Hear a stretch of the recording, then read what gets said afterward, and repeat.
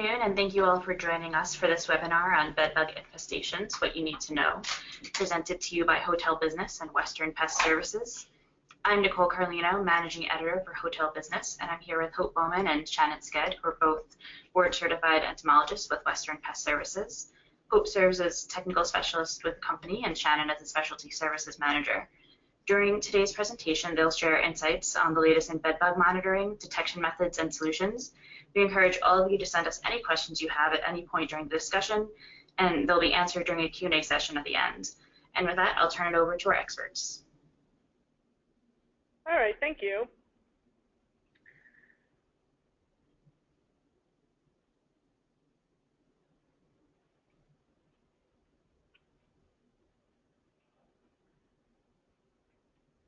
Hold on 1 second.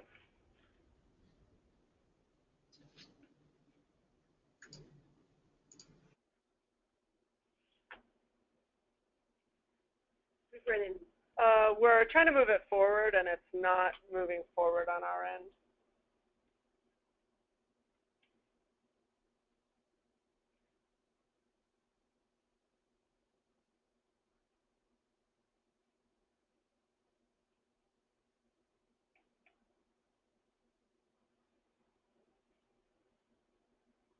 All right, here we go. Sorry about that. A little delay, but we're good. All right, so what we're going to start out with is just a few facts about bed bugs, just a little bit of information, sort of some trivia about them. So the first thing is that about 1 out of 5 Americans have either had an infestation of bed bugs or know someone who has. So being in the hotel industry, I'm sure that you've either dealt with them or you definitely have been somebody who knows someone who has dealt with bed bugs. So they are pretty common. So another kind of not so fun fact, I suppose, about bed bugs is that University of Kentucky study reported that the value for a single report of bed bugs in a hotel on a traveler review will lower the value of business hotel room by up to $38 per room per night.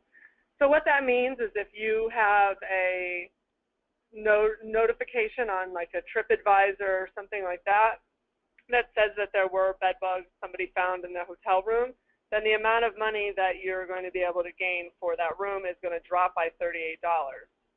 That's for one room. But if you multiply that by, say you have a 100-room hotel room, that would be $3,800 for a night, times 300 nights of occupancy, could be over $1 million. So it's not small change. One potential bed bug sighting can really, that ends up on some sort of site, really could end up being an issue. So I'm sure that you all know about Bed Bug Registry. You probably keep active tabs on Bed Bug Registry. There's lots and lots of different reports that have gone to this site. There's about 20,000 reported sightings covering 12,000 locations, and you all know that Bed Bug Registry is not the only place where people report potential bed bug sightings. But if you multiply that $38 times all of those potential sightings, times if you just figure it's about 100 hotel rooms on average at a location, that could be potentially $76 million to the industry. So it's really an important issue out there.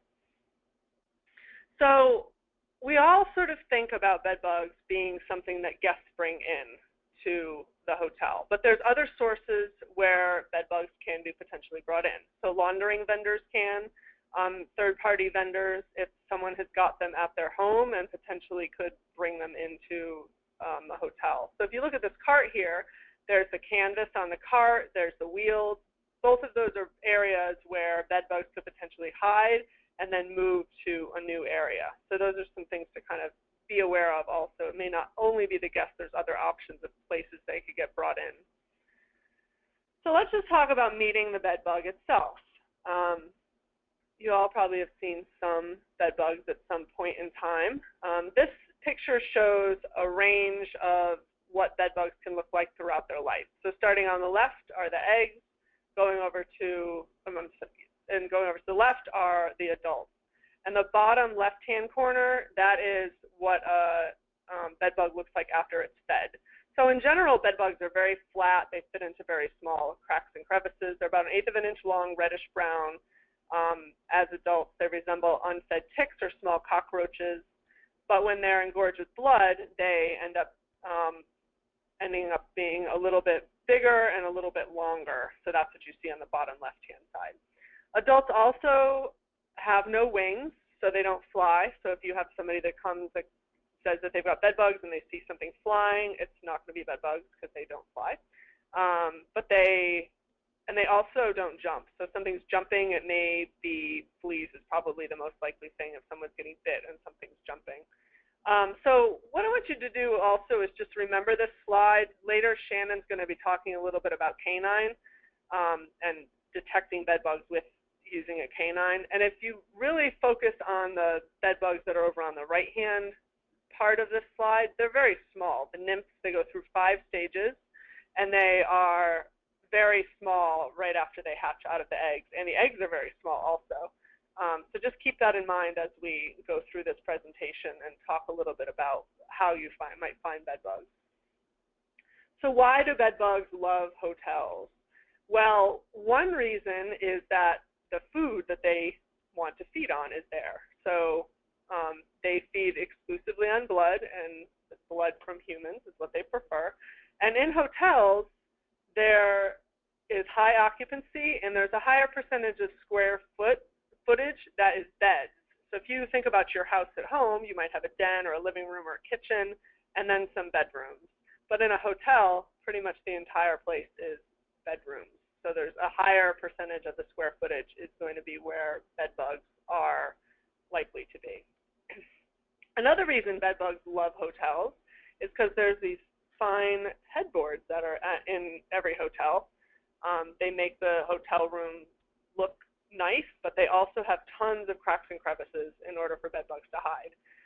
So bed bugs, they are kind of the opposite of claustrophobic. They want to be in tight spots. So when they're in tight spots, they can fit in any space where you can slide a business card in. So if you look at especially this headboard on the right, there's little cracks and crevices between each one of those sections of wood, and bed bugs love to hide in there. It's very close to where the food or the people are.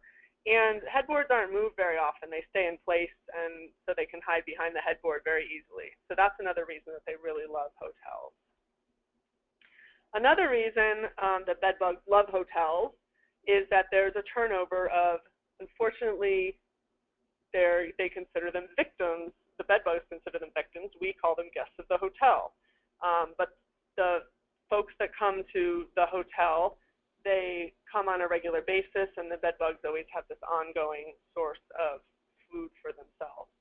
Another thing that can be challenging with all of you in the hotel situation is that people may come for a night or two. They may get bit by bed bugs. They may bring the bed bugs may end up in their baggage and bring them home with them, but they may not realize that they had a problem when they were at the hotel. So the person may leave without complaining about a bed bug incident, and then another person who's either more sensitive to bites or is new to that area may end up coming into there too. So that can be an issue. So who is really inspecting your rooms? So your pest control provider may be inspecting the room. You may have a canine through your pest control provider. Your housekeeping staff also is going to be inspecting the room. And you also may have a guest that comes in and inspects the room. And just remember that cost per night discussion earlier. It's much better if a notification that bed bugs are in a hotel does not show up on any sort of social media or bed bug registry. Much better if you and your staff find a problem before a guest finds a problem. So here are some places where bed bugs like to hide. So they like to hide in cracks and crevices. So any place that is tight, where as many parts of their body can be touching a surface as possible, that's where they're going to like to hide. So in the mattress, the box spring, the bed frame, if there's a platform bed, there's so many places they can hide in between the members of wood, in between the metal that makes up the platform bed, behind mirrors, pictures, behind wallpaper if it's lifted up a little bit, any place where there's molding, the ottoman in that picture, there's gaps and cracks they can hide in there, and pillows, outlets, any sort of chairs. Underneath the dust cover that's on the bottom of an ottoman or a chair, those are other places that they're going to like to hide. So your staff is really the first line of defense in making sure that you detect a bed bug issue early from your perspective. So there's several different ways you can get your staff trained. There's lots of online information. There's different posters out there that you can maybe put in a housekeeping break area so that they know what to look for, and it's always on the forefront of their mind when they're in rooms. And then you also may have your pest control vendor may do informational sessions for your housekeeping. Western does these on a pretty regular basis, so we'll come in and educate the housekeeping staff about what to look for and what to do if you find a bed bug. And the thing that's good about ongoing inspections when housekeeping is doing it is they're systematic, they're controlled, they're ongoing. You're always going into rooms to change linens, and if they can just be taking that one little extra step to make sure that there aren't any bed bugs, that's going to be very helpful.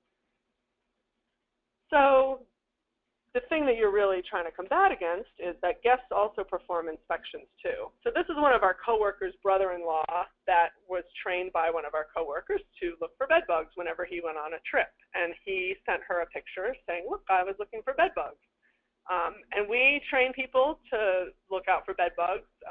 If we're going to other types of commercial facilities to do information sessions, we'll tell them how to look in hotel rooms for bed bugs. Our home service customers, we also teach them how to inspect for bed bugs in hotels. So, and there's lots of information, again, online, any information out there.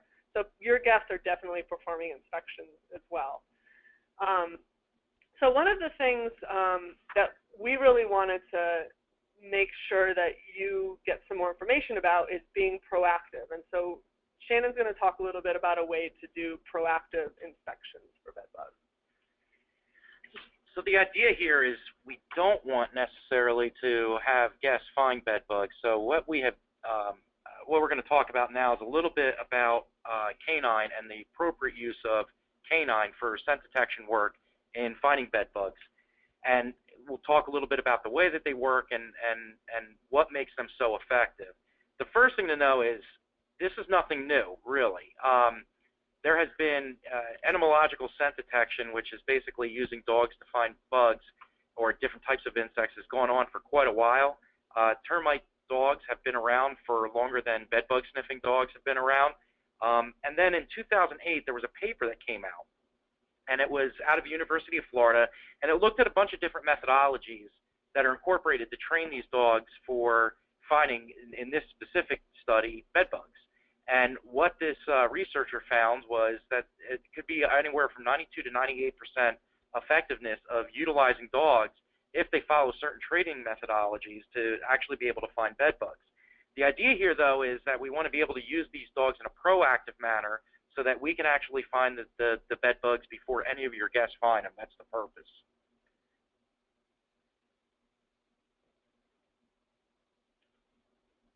Give me 1 second, it froze up again. Here we go. All right, so it's a graph, so don't get scared, but it's important because this actually gives you a bit of a point of view as far as what makes sense on the way that the dogs are used.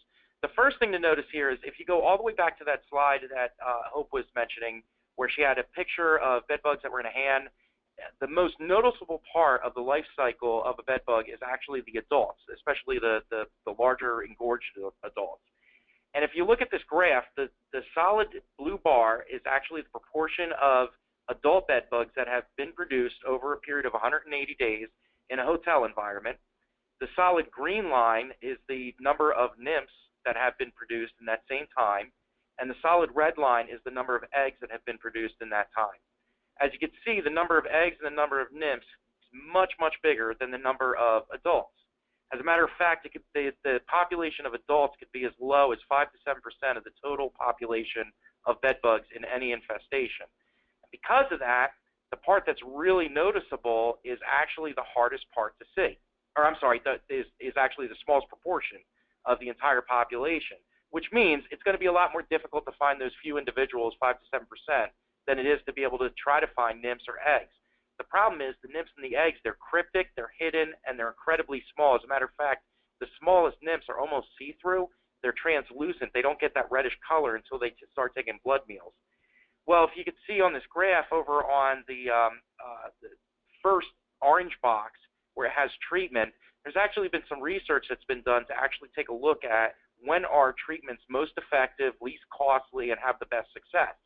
And right to the right of that, which is after that treatment window of opportunity, is when most people will actually find bedbug infestations. So the problem is that with human inspections, we usually are capable of seeing the problem after we've passed that window of opportunity for effective and cost-effective treatment. However, if you look all the way over to the left in the green box there, it has the bar of opportunity for canine. These dogs are actually trained so that they could find bedbug populations as low as one individual bedbug or one individual egg. So we're talking about very small numbers. They find the nymphs, they find the eggs just as well as they find the adults. So they're actually going to find the problem before we lose that window of opportunity for the treatment, and much more importantly, before your guests have the chance to actually find them. How they work is pretty simple. There's nothing, the training is actually just getting them to actually smell one specific odor.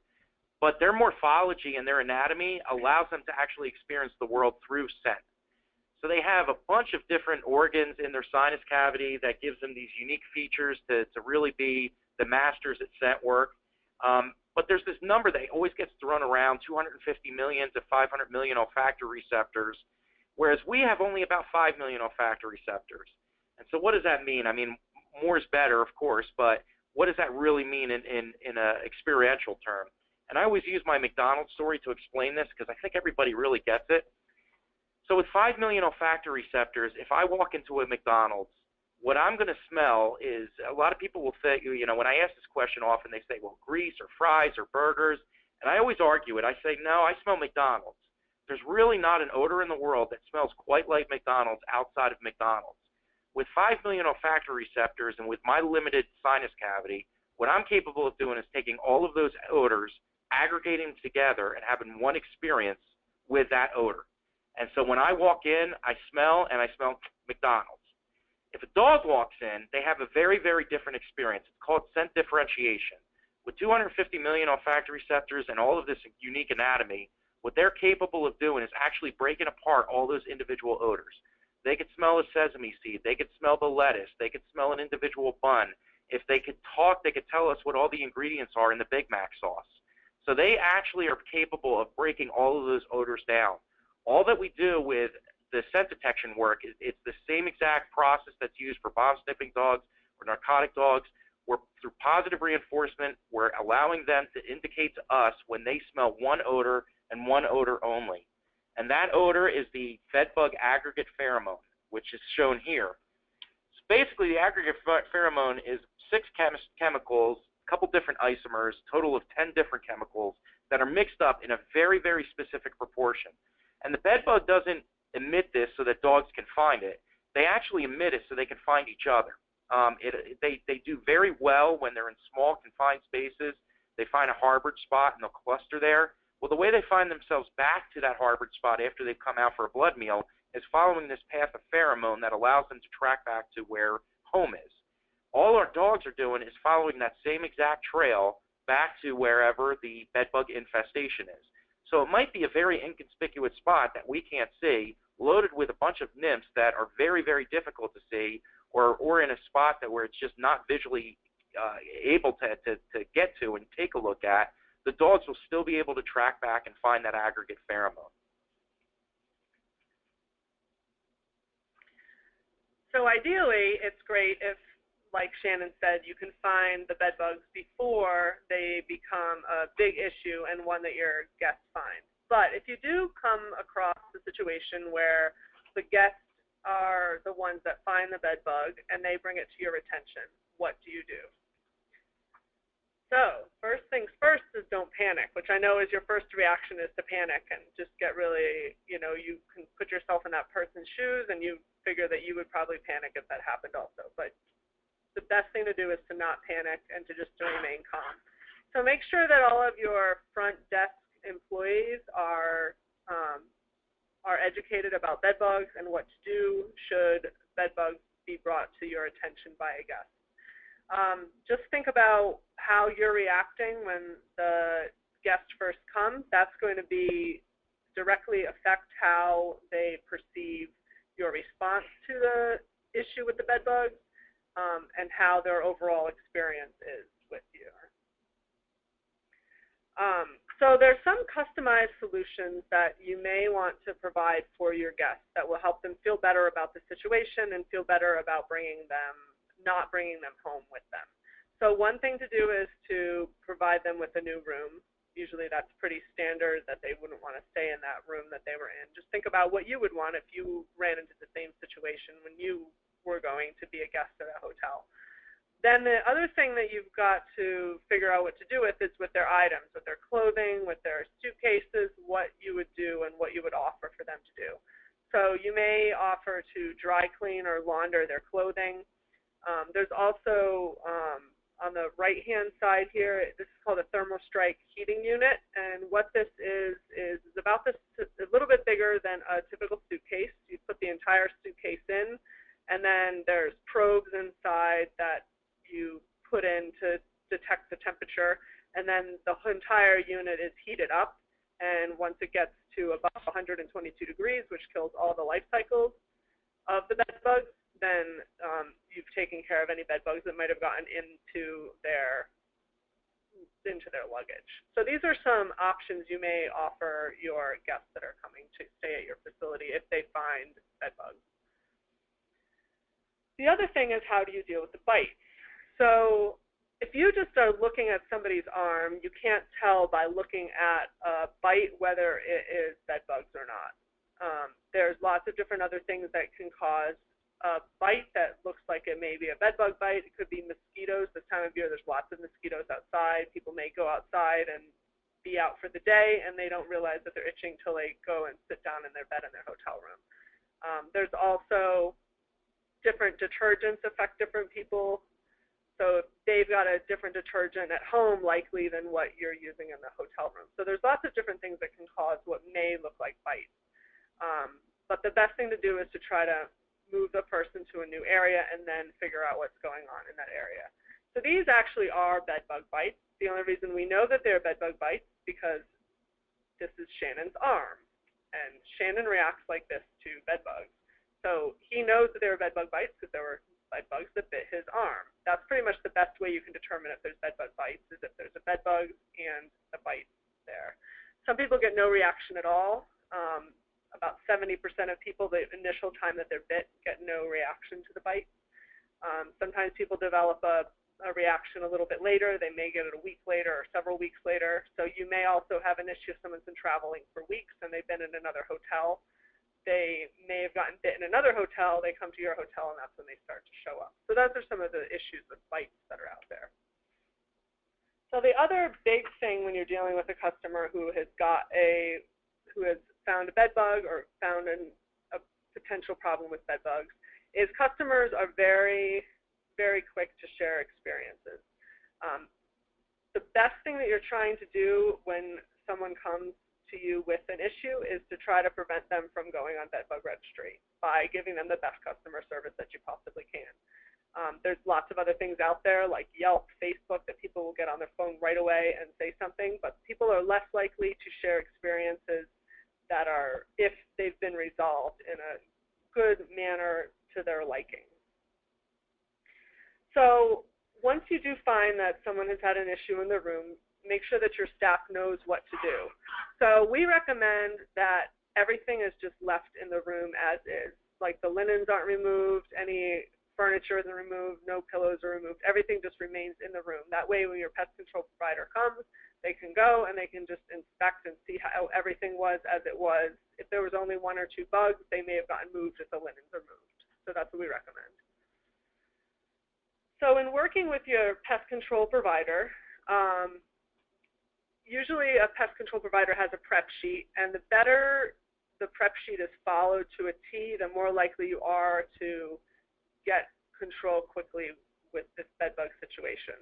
And working as a team with your pest control provider is important. So if you have any information, even the smallest bit of information that may be helpful for your pest control provider, definitely let them know. So an example of this may be you had a room 300 had an issue several months ago, and there was a guest that had been in that room and is now in this new room that we think has bed bugs. That's good information for us to know as a pest control provider. Make sure that the room is given the amount of time that is needed. So if the pest control provider asked you to keep the room out of service, definitely keep it out of service. Typically, there's going to be one treatment, at least one follow-up, maybe several follow-ups, and that room should not be put back into rotation, because all that is high risk for you that someone else will come in and find bed bugs before the problem has been resolved. And then just when the pest control provider is there doing the treatment, be sure that you follow all their directions about making sure that your staff is not in the room and any other directions they may have. That's going to help with the process in general. So another thing, in addition to trying to give very good customer service so that folks don't go on to social media, is to make sure that you don't end up being a headline either. So these are several headlines that were in the news within the last little while about hotels and bed bugs, and they're not small dollar values. Anything from $71,000 to $7 million for issues with bed bugs in a hotel. And a lot of times that could have been prevented by really good customer service and addressing the problem as best as possible early on. So one other way to prevent this in general is to be proactive rather than reactive. So Shannon will talk a little bit about that. So some of the most recent research that's been coming out of several universities throughout the country on bed bug management is showing that a proactive stance in some type of monitoring system is actually required for an effective building-wide bed bug management system. Room by room, we can actually eliminate bed bugs pretty well for the most part. I mean, some infestations are more difficult than others, but we are getting better and better at the elimination part. We are getting pretty good at finding it in happenstance, whether it's through staff during their work or getting a call from a hotel guest. But all the research is showing that several teams, and this is out of Kentucky, New Jersey, California, these are lead scientists that are actually finding that routine monitoring is essential for finding the root sources to eliminate. Reactive treatments alone, they might solve that one problem, but they may not address any of the root causes. And I'll give you an example of what I'm kind of alluding to here.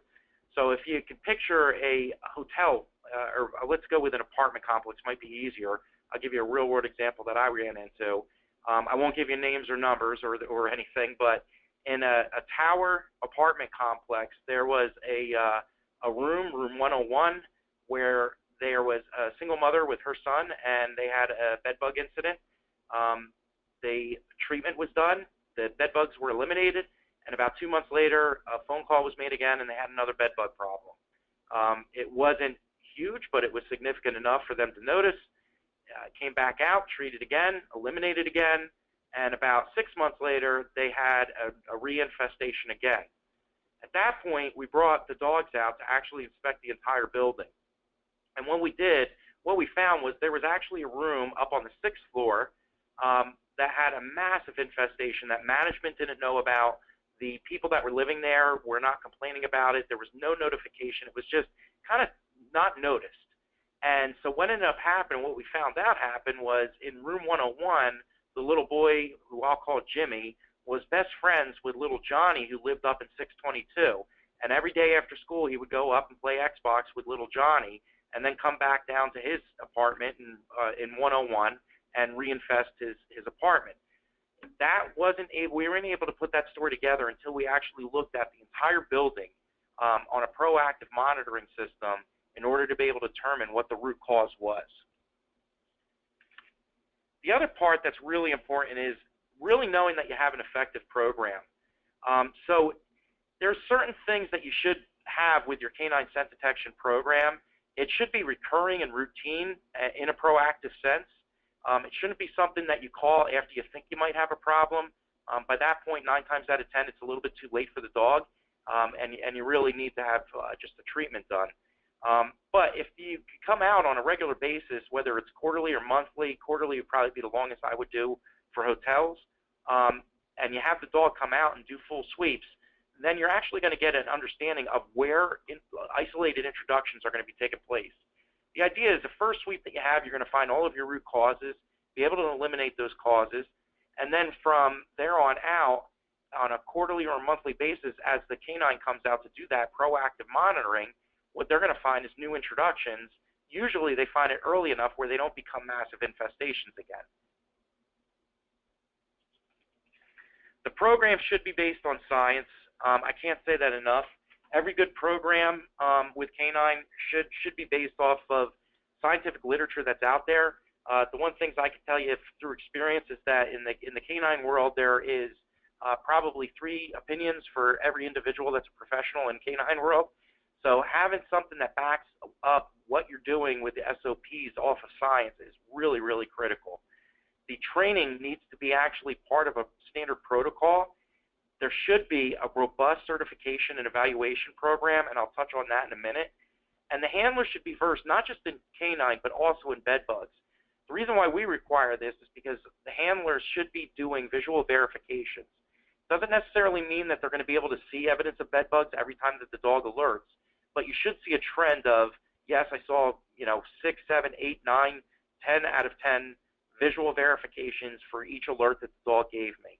That's just basically a way to calibrate the piece of equipment, in this case a living organism called the dog, to be able to ensure that that dog is working properly. And certification is probably the part that I think is most critical. There are no laws or regulations outside of the state of Maryland on what the certification process should be or what it looks like. We do have an industry standard, though, and the industry standard is that a canine team should be certified and reevaluated 1 time a year by a third-party auditing company. Well, that would be pretty good in the general sense for maybe the couple days or couple weeks after that test took place.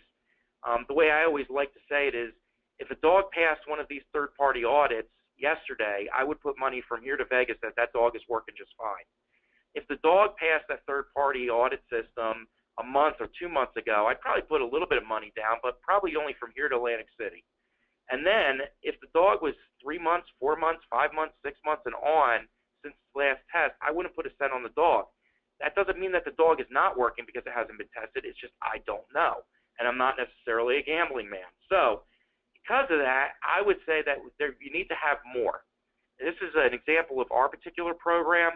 We have a quarterly evaluation that's done in-house by our master trainer, and then twice a year they're tested internally by that same master trainer.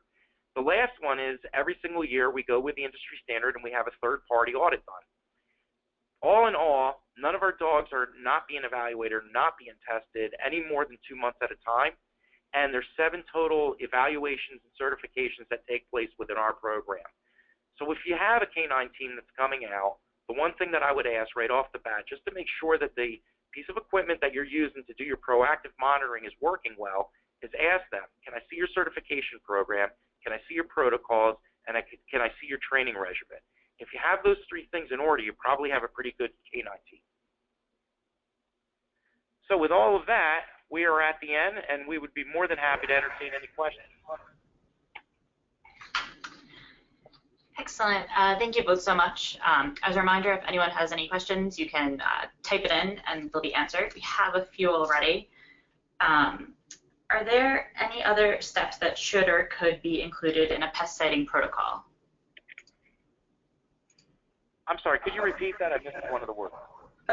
Are there any other steps that should or could be included in a pest sighting protocol? A pest sighting, and you're talking about specifications? Yes, I believe so. Yes.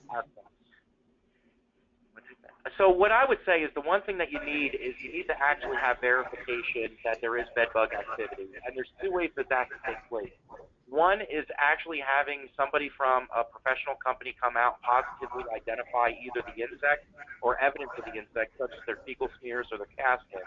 The second one would be an alert from a trained and certified canine team. If you have any of those, whether it's evidence, the actual bed bug, or a positive indication from a certified team, then you have evidence enough to say that I need to have treatment done.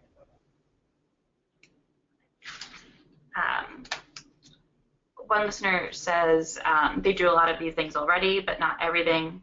Of all the things you've talked about today, what would you say is the most important to adhere to?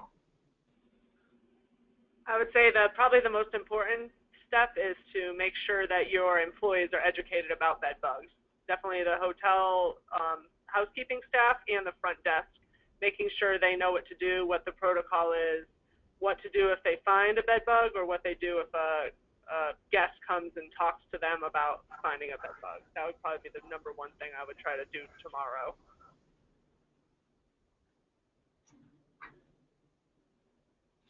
Are there any preventative bed bug treatments available, or anything on the horizon that could be important in the future? Well, I think one of the best prevention at this point is having a canine program in place so that you're proactive in order to find bed bugs early on. The thing, especially with hotels, is that you have a new set of people coming every single day, maybe a couple of times a week. And with that turnover of people coming in, even if a treatment was put down, it has to be done in every crack and crevice within the hotel room, and the product only lasts a certain amount of time. So having the canine go in and do an inspection on a regular basis is going to be your best way to be proactive for bed bugs. One listener asks, after bed bugs are treated, when it comes to the soft goods, what has to go no matter what? Is there anything that can be saved or salvaged? Okay, so most everything can be treated in some way, some form or fashion. So soft goods are actually one of the easiest things to deal with because they can be dried, and the drying process will kill the life stages, the eggs, the nymphs, and the adults of the bed bugs.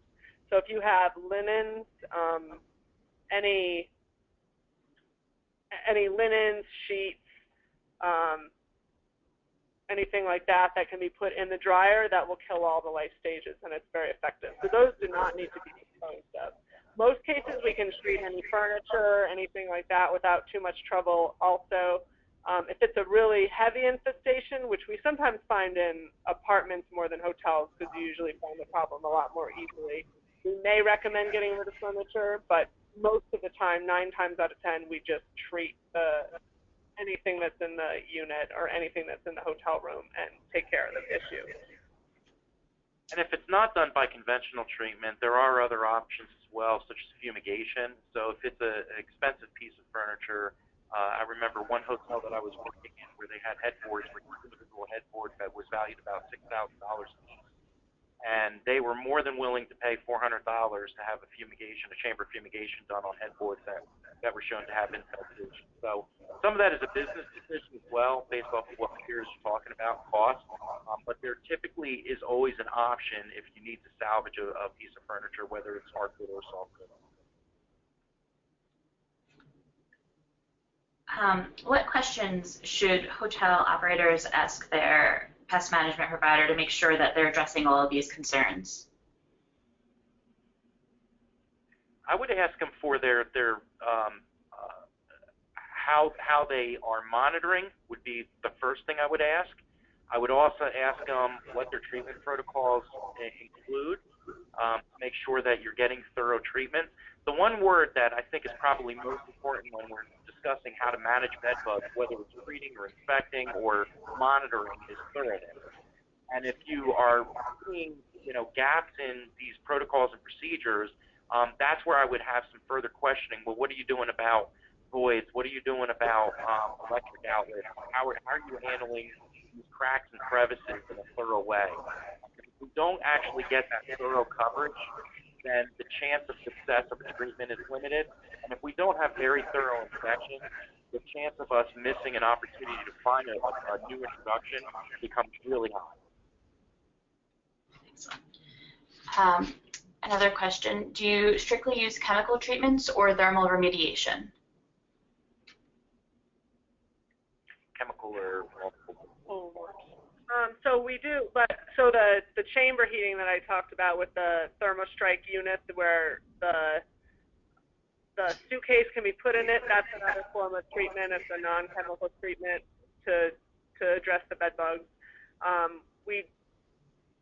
We sometimes use vacuums or steam, but generally the majority of what we do is chemical treatment for it. Yeah.